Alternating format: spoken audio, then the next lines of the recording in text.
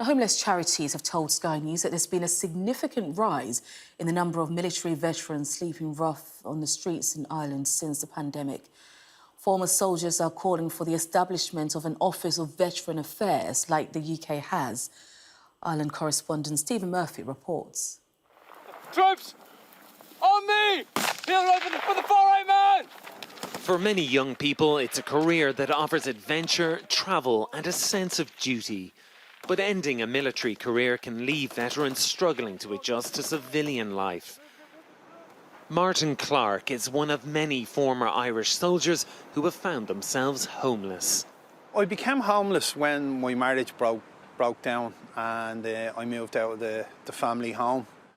So I've been homeless ever since. You're nearly invisible in society. Like, it affects your relationships with your children. Like, you've nowhere to bring them. It's dehumanising.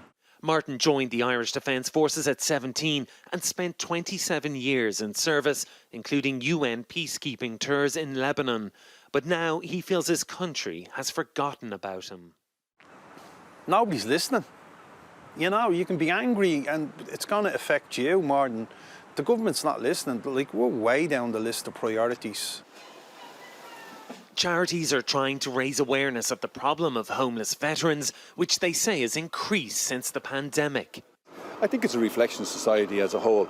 If you consider the financial challenges at the moment, the inflationary challenges, so all of those put together means that from our perspective we're seeing an increase in the number of veterans that are requiring and looking for our support.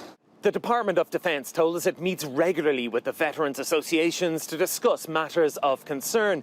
It also said that personnel can speak to social workers on a confidential and one-to-one basis about financial or psychosocial issues.